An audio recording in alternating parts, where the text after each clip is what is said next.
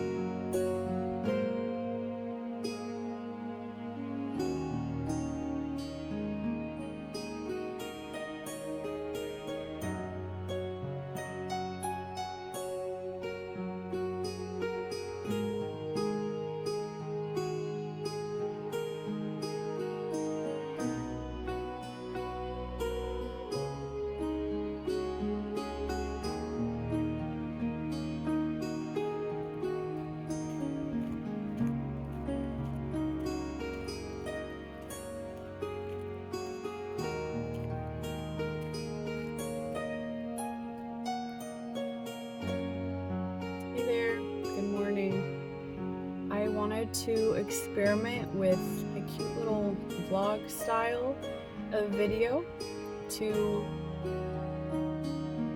kind of capture what is this really intense learning and growing process really like for me, and what it might be like for other people.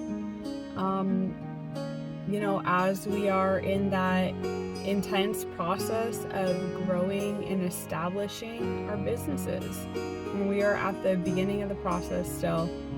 And we're less at the beginning of the process than we might realize, because honestly, chances are if you started a business, you've been thinking of yourself, your own life as a business for a few years now, So we are further along than we might think, but in terms of setting up all the systems and the process of doing everything, that can be overwhelming. And I've noticed for me, it's very much, a matter of trial and error, where I try some stuff and I realize, oh my God, that left me so exhausted. I need to figure out a different role or a different way to do this in, So I don't like labels, because I don't want to limit myself based on them. I don't want it to affect my beliefs. And then, I always want to strive to experience the most I can, but I also recognize my limitations. So I definitely do struggle with kind of experiencing stress somatically in my body, where I will get strong pain, where I will get symptoms of dizziness, where I will get strong fatigue, where I will get strong, just strong bodily symptoms when I am overworked or, stressed. And I know a part of that is that I am strengthening my nervous system and learning how to continue regulating it. Experimenting with what I personally need to regulate myself in different situations, and learning what roles I play in these collaborations I'm doing with other people, and dialing in more on what my business is, these few ideas that I have going. I have resilience coaching personally and for your business. I have dog hiking, and with that also a partnership, a joint package that I'm offering with a local dog trainer. And I also recently have been talking with a realtor about being her assistant, helping to market just her realtor or realtorness, and helping to connect with people to make sales and, close those houses, because it's a, close those leads, not close those houses. I don't know anything about real estate. I'm learning as I go. So I have my hand in all these pots and trying to figure out, how do I not spread myself too thin? How do I figure out what is giving me actual income immediately, as much as possible? How do I balance, not sacrificing, wanting to make income in the moment to quell my anxiety? How do I value other things besides just the money coming in? And I've been pretty good about this. It does sneak in sometimes, but I feel like to some degree you have to be really strong in changing your mindset to understand that when you are a business operator, you're starting to value things in a different way. So you don't see, when you're at this stage of the process, it's, if you didn't make money one day, it means that you made money in the future because you put effort in towards advancing your efforts so you can make that money in the future. And that's the reality of a big part of it. So that kind of immediate income, it's, I'm only a couple months into this, and it'll take time. I know, I hope it doesn't take too much time, but I think it's important to remember, we gotta manage our anxiety and regulate our nervous system in other ways than just going out there and earning money, however, because that can set us on a different mindset track, and it can exhaust us and just like add a lot of discouragement and frustration. And sometimes those kind of jobs where you can earn money instantly, it really is incompatible with your health and well-being and what you need to thrive and bring your best self forward in your businesses. And I use some of those options I've considered is going back to Amazon, working at a grocery store, just all these 9-to-5 kind of things.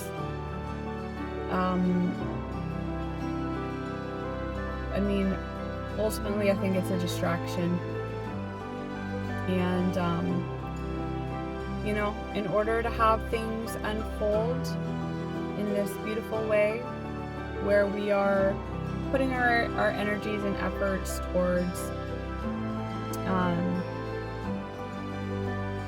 towards our unfolding businesses and our creative projects, creative practices, our resilience practices, we kind of have to go all in. And depending on your situation, you got to be cognizant. Like if you're not going to make the bills, of course you adjust, because a part of our resilience practice is that we love ourselves, and we're like, if I need money, I'm going to get myself money. I know I can get money.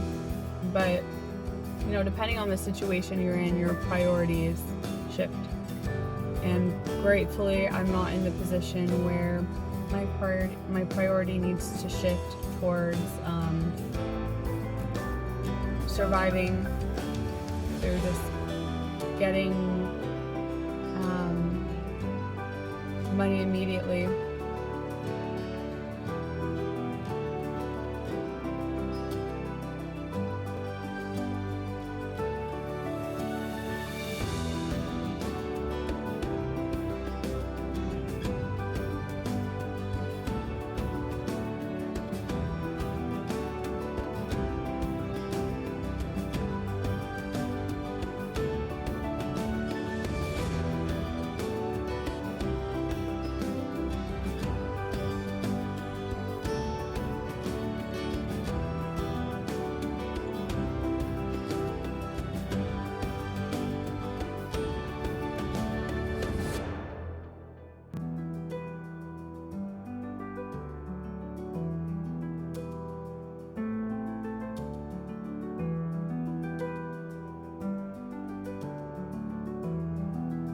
Hey there. I wanted to talk about this thing on my mind this morning. You know, this path as a solopreneur, that's a funny word, an entrepreneur, a business operator, this transition into the way that we exchange value in return for value being set up to take into account our personal strengths and disadvantages and limitations and advantages. You know, this big transition, it has a lot of ups and downs in the sense of unexpected things. You know, so much of this is about changing the way that we relate to our very identity and our very creative energy, you know, that essential creative process, the habits that we use to move through the world and navigate and filter out information is a huge process, you know, and just, you know, not knowing yet, like in the past we'll be able to look back and be like, oh yeah, you were almost there, or you just had to change this little component, it was right there. But here, when we're in the present, we're blind, and that blindness can be unsettling, you know, because we want to have certainty. And I'll tell you what, we can give ourselves certainty whenever we need it by saying that we are certain that things are going to turn out in our highest favor and that we are committed to this path. We are committed to our consistency and doing the best we can, so everything's going to turn out perfectly.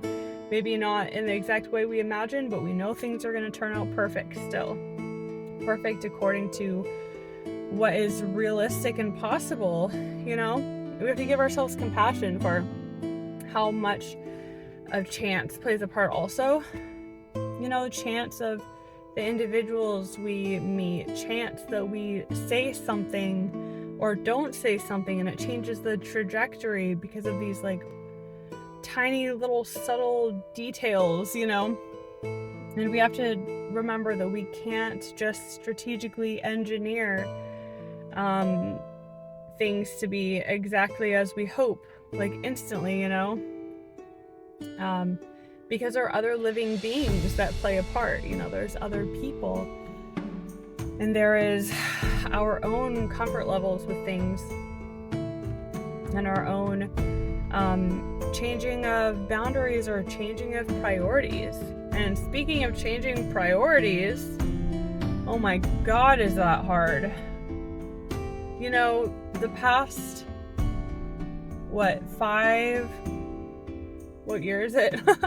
The past 5, 6, 7 years. Well, 7 years ago was when I first started my trajectory with recovery, in the sense of recovery from substances. Getting my nutrition in order. You know, for the past year, my nutrition has been really good. And it happened because I was kind of, you know, I've just been following the whole time this path of what feels best, what feels nurturing, what lets me feel in control, optimistic, have less suffering and anxiety on a daily basis. And changing how I ate was one of those because I was feeling sick. You know, I think it had something to do with sugar, but I was like always kind of feeling out of it and unfocused, not present in my body. And, you know, I was also having a lot of intestinal pain. I still do, you know, I definitely have the good old IBS symptoms. Fun, but you know, it's not as bad as it used to be, and I feel like I can control things a bit more. I just have diverticulitis, so I have flare-ups. It gets worse and better now and then, and it's hard trying to figure out these patterns, right, for what is causing it, what is contributing, what are all the different factors in our life that we can change and move around. So, where I'm at in my journey now is like, okay, this part in becoming a business operator for me, I have to change my schedule, I have to have a strict kind of schedule every single day. Not strict schedule, but a schedule that really lets me use my energy in the most beautiful way that I can for every day. So, for example, I need to structure my energy so that I can get up early in the morning and do the things I need to do and be available for people and make room for more responsibilities. And sometimes to make room for more responsibilities, you have to have those responsibilities come in to kind of force you to make room for it. And it's really hard because, that's the way that I've always done things in my life. But now I'm kind of like, okay, how do I feel not this sense of resentment for things that are forcing me to feel pain or forcing me to come out of this, this sense of security and safety that I have. I feel this security and safety of feeling like my time is my own. I can rest, I can sleep, in the mornings, it's, I can sleep in as much as I want. It's hard for me to go to sleep early sometimes. I'll even just be in bed with the lights off and my mind will be going, or I'll just be, feeling stressed or just having emotions, and I know that mindfulness is an important part of that also.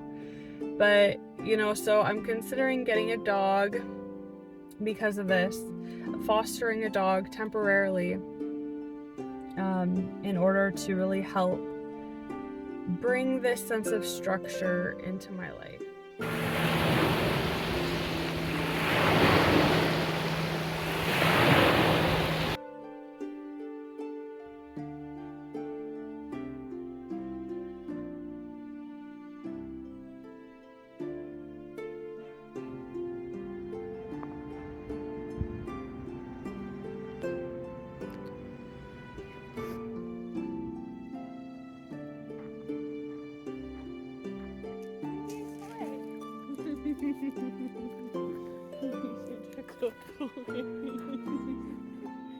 Yes, you did your bubble wobble.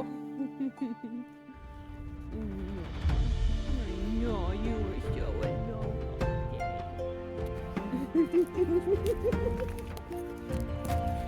Oh my God.